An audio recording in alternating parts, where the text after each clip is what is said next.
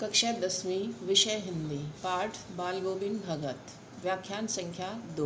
बेटा आज इस पाठ की हम दोहराई करेंगे और दोहराई के अंतर्गत आज हम दूसरा व्याख्यान पढ़ेंगे।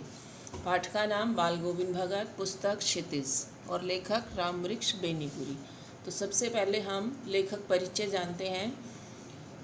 बहुमुखी प्रतिभा के धनी रामवृक्ष बेनीपुरी का जन्म सन 1899 में बिहार के मुजफ्फरपुर ज़िले के बेनीपुर गांव में हुआ था। उनके माता पिता का निधन बचपन में ही हो गया था, इसलिए इन्हें जीवन के आरंभिक वर्षों में बड़ी कठिनाइयों का सामना करना पड़ा। 10वीं तक शिक्षा प्राप्त करने के बाद वे सन 1920 में स्वाधीनता आंदोलन में कूद पड़े। 15 वर्ष की आयु में उनकी रचनाएं पत्र पत्रिकाओं में प्रकाशित होने लगी। स्वतंत्रता आंदोलन में भाग लेने के कारण उन्हें कई बार जेल यात्रा करनी पड़ी। सन 1968 में इनका देहांत हो गया था। बेनीपुरी जी की रचनाएं। तो रामवृक्ष बेनीपुरी जी की जो प्रमुख रचनाएं हैं उनमें पतितों के देश में उपन्यास, चिता के फूल कहानी, अम्बपाली नाटक, माटी की मूर्तें रेखा चित्र है, पैरों में पंख बांधकर यात्रा वृत्तांत है, जंजीरें और दीवारें संस्मरण है। अब हम जानते हैं पाठ का परिचय। पाठ का संक्षिप्त परिचय। बाल गोविंद भगत रेखा चित्र के माध्यम से लेखक ने एक ऐसे विलक्षण चरित्र का यहाँ उद्घाटन किया है या उसको उजागर किया है जो मनुष्यता, लोक संस्कृति और सामूहिक चेतना का प्रतीक है। वेशभूषा या बाह्य अनुष्ठानों से कोई सन्यासी नहीं होता। सन्यास का आधार जीवन के मानवीय सरोकार होते हैं। बाल गोविंद भगत इसी आधार पर लेखक को सन्यासी लगते हैं। यह पाठ सामाजिक रूढ़ियों पर भी प्रहार करता है। इस रेखा चित्र की एक विशेषता यह है कि बाल गोविंद भगत के माध्यम से ग्रामीण जीवन की एक सजीव झांकी यहाँ देखने को मिलती है। पहले हम पाठ में आए कुछ कठिन शब्दों के अर्थ जानते हैं। पोखरे, पोखरे का अर्थ होता है तालाब। टेरना, टेरना का अर्थ है ऊंची आवाज़ में गाना, यानी टेर में टेर मिलाना। लोही लगना, सुबह की लाली, जो सुबह सूरज निकलता है जब आकाश लाल हो जाता है। कुहासा, कोहरा। सुरूर का अर्थ होता है नशा। श्रम बिंदु, पसीने की बूंदें। श्रम का अर्थ होता है परिश्रम, तो परिश्रम के कारण जब पसीने आते हैं तो पसीने की बूंदें। लालिमा का अर्थ है लाल रंग का प्रकाश। आवृत होता है ढका हुआ। कुश का अर्थ है एक प्रकार की नुकीली घास। श्रमबिंदु, पसीने की बूंदें। संझा का अर्थ है सांझ या शाम। करताल का अर्थ है तालियां। रहस्य का अर्थ है छिपी हुई बात। होमस का अर्थ होता है घुटन। ओतप्रोत, ओतप्रोत का अर्थ होता है भरा हुआ, पूरी तरह से भरा हुआ अर्थात लबालब भरा हुआ। साध का अर्थ होता है इच्छा या कामना। निवृत्त का अर्थ होता है आज़ाद या मुक्त करना। चुल्लू का अर्थ होता है थोड़ा सा। चरमोत्कर्ष, सबसे अधिक ऊंचाई पर। और तल्लीनता का अर्थ है डूबना या गहराई, किसी चीज काम में, किसी बात में लीन हो जाना, उसे कहते हैं तल्लीनता। क्रियाकर्म का अर्थ होता है मृत्यु के बाद निभाई जाने वाली रस्में। दलील का अर्थ है तर्क।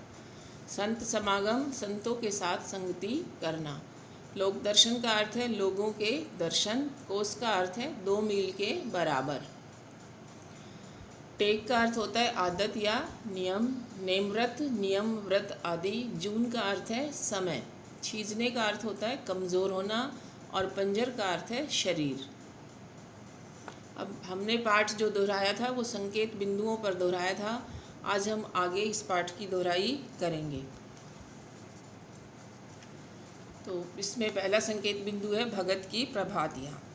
तो प्रभातियाँ जो होती हैं वो सुबह के समय फागुन के महीने में गाई जाती है। और प्रभातियाँ जो है मुख्य रूप से बच्चों को जगाने के लिए गाई जाती है। प्रभाती में सूर्य उदय से कुछ समय पूर्व से लेकर कुछ समय बाद तक का वर्णन होता है। और प्रभातियों का भाव क्षेत्र व्यापक है और वास्तविकता के ये बिल्कुल निकट होती हैं। प्रभातियों या जागरण गीतों में केवल सुकोमल भावनाएं ही नहीं बल्कि वीरता, साहस और उत्साह की बातें भी कही जाती है। कुछ कवियों ने प्रभातियों में राष्ट्रीय चेतना और विकास की भावना को पिरोने का प्रयास भी किया है। कार्तिक का जब महीना आता था तो बाल गोविंद भगत की प्रभातियाँ शुरू हो जाती थी और ये प्रभातियाँ बेटा फागुन तक चलती थी, ठीक है। और इन दिनों सवेरे ही जल्दी उठ जाते थे और न जाने किस वक्त जगकर वह नदी स्नान को जाते थे, कि सवेरे जल्दी उठ जाते थे और नदी स्नान के लिए चले जाते थे। और नदी जो थी उनके गांव से 2 मील दूर थी। वहाँ से नहा धोकर लौटते और गांव के बाहरी पोखरे के ऊंचे भिंडे पर, पोखरे का अर्थ है तालाब, ऊंचे भिंडे का अर्थ होता है कोई मिट्टी का टीला बना हुआ था वहाँ पर, तो वहाँ बैठ जाते थे और अपनी खंजरी लेकर गाने और बजाने लग जाते थे। लेखक कहता है कि मैं शुरू से ही देर तक सोने वाला हूँ, किंतु एक दिन माघ की उस दांत किटकिटाने वाली भोर में उनका संगीत मुझे पोखरे पर ले गया। अर्थात कि माघ का जो महीना होता है उसमें ठंड बहुत अधिक होती है और लेखक जो थे वो उनका संगीत सुनकर तालाब की तरफ खींचे चले गए। अभी तक आसमान के तारों के दीपक बुझे नहीं थे, कि आसमान में अभी तारे निकले हुए थे, अभी सुबह नहीं हुई थी। हाँ, पूरब में लोही लग गई थी, लेकिन पूर्व दिशा की ओर लोही लग गई थी, अर्थात आसमान जो है थोड़ा थोड़ा लाल हो गया था, जिसकी लालिमा को शुक्र तारा और बढ़ा रहा था। शुक्र तारा जो था उस आसमान की सुंदरता को और भी बढ़ा रहा था। खेत, बगीचा, घर, सब पर कुहासा छा रहा था। कुहासा का अर्थ होता है कोहरा, कि चारों तरफ कोहरा सा था। जैसे सर्दियों में धुंध होती है, कोहरा होता है, उसे ही कुहासा कहते हैं। सारा वातावरण अजीब रहस्य से आवृत मालूम पड़ता था, कि एक अजीब सा रहस्य, मतलब रहस्य से भरा हुआ वातावरण था। और उस समय उस वातावरण में बाल गोविंद भगत जो थे वो कुश की चटाई पर, अर्थात कुश एक घास होती है, उसकी चटाई बनी हुई थी, उसके ऊपर पूर्व दिशा की ओर मुँह करके और कमली ओढ़कर, कंबल, कमली का अर्थ क्या है, कंबल, उसको ओढ़कर बैठ जाते थे। और बाल गोविंद भगत अपनी खंजड़ी लिए बैठे थे, अर्थात हाथ में उनके खंजड़ी होती थी और गाते रहते थे। उनके मुंह से शब्दों का तांता लगा था। तांता का अर्थ होता है कि निरंतर कोई चीज़ चलती रहे, तो गाते थे तो मुंह से शब्द जो थे वो निरंतर निकलते रहते थे। उनकी अंगुलियां खंजड़ी पर लगातार चल रही थी। खंजड़ी जो है एक वाद्य यंत्र है, तो उनकी उंगलियां जो थी उसको बजाती रहती थी, अर्थात उंगलियां खंजड़ी पर चलती रहती थी।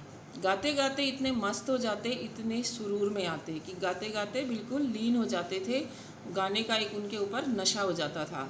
उत्तेजित हो उठते कि मालूम होता अब खड़े हो जाएंगे, और उत्तेजित हो जाते थे अर्थात जोश में आ जाते थे और लगता था जैसे अभी खड़े हो जाएंगे। कमली तो बार बार सिर से नीचे सरक जाती,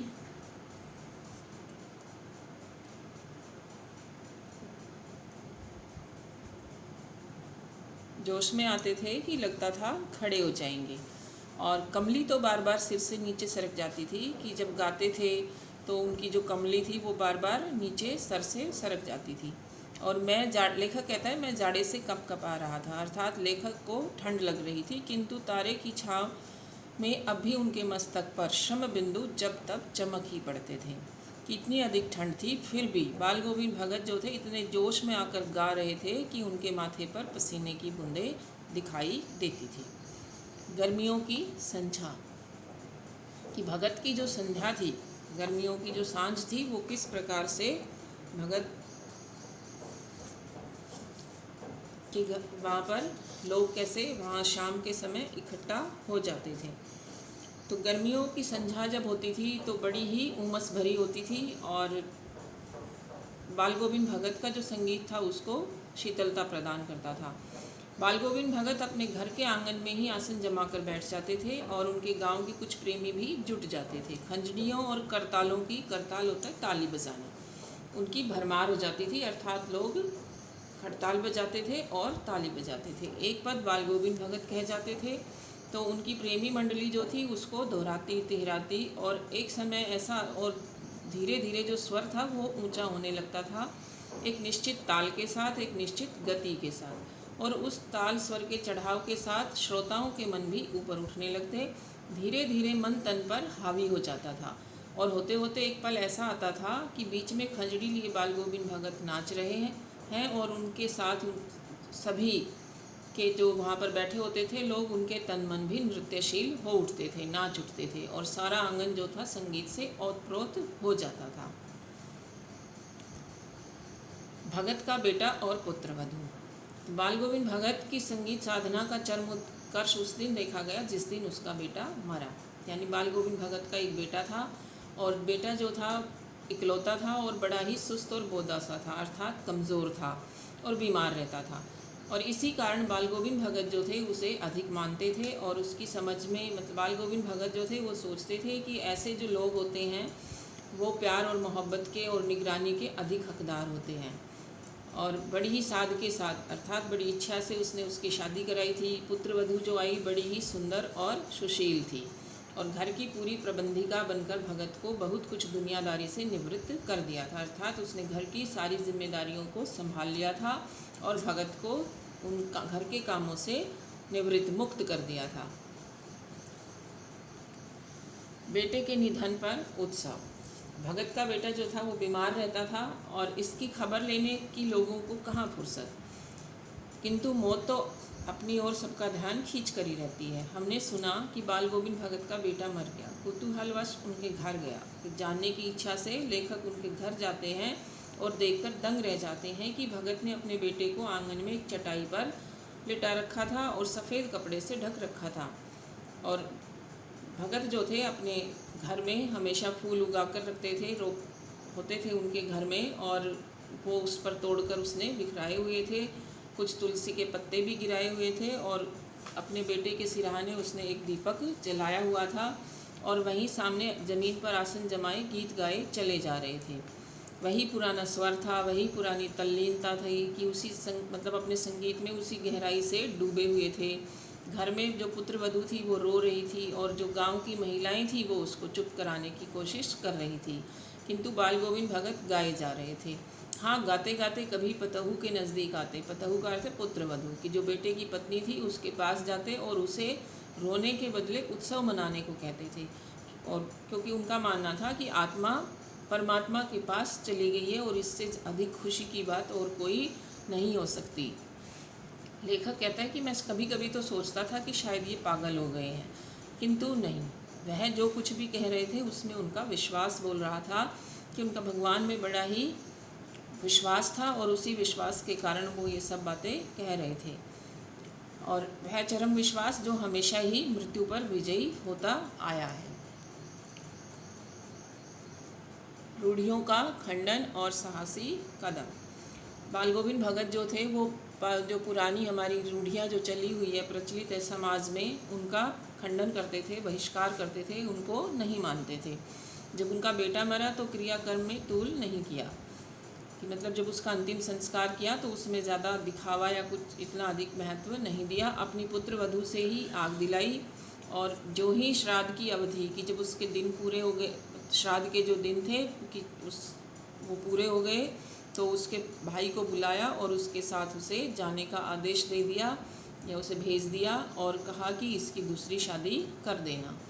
और यह सुनकर जो पुत्रवधू थी वो बेचारी रो रही थी क्योंकि वह जाना नहीं चाहती थी। बुढ़ापे वो जानती थी कि भाई बुढ़ापे में भगत अकेले हैं अब और इनकी सेवा के लिए कोई नहीं है। अगर ये बीमार भी पड़ गए तो इन्हें कोई चुल्लू भर पानी भी नहीं देगा, अर्थात कोई पानी पकड़ाने वाला भी नहीं है। तो भगत के सामने वो प्रार्थना करती है कि मैं आपके चरणों में ही रहना चाहती हूँ, अर्थात आपके साथ ही रहना चाहती हूँ, मुझे अपने से अलग मत कीजिए। लेकिन भगत जो थे वो तो उनका निर्णय जो था वो अटल था।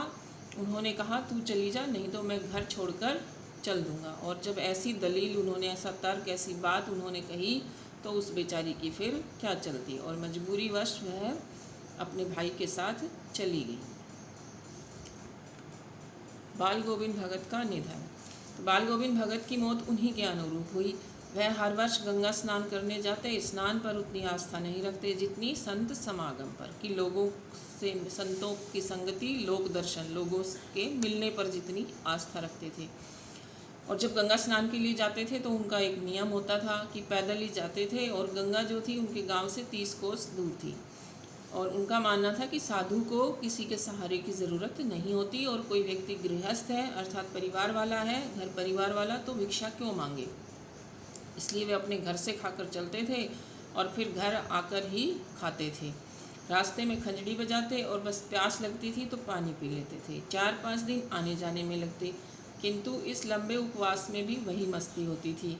अब बुढ़ापा आ गया था, किंतु टेक वही जवानी वाली थी। और जब भगत इस बार गंगा स्नान से वापस लौटे तो उनकी तबीयत कुछ सुस्त थी, अर्थात बीमार से थे।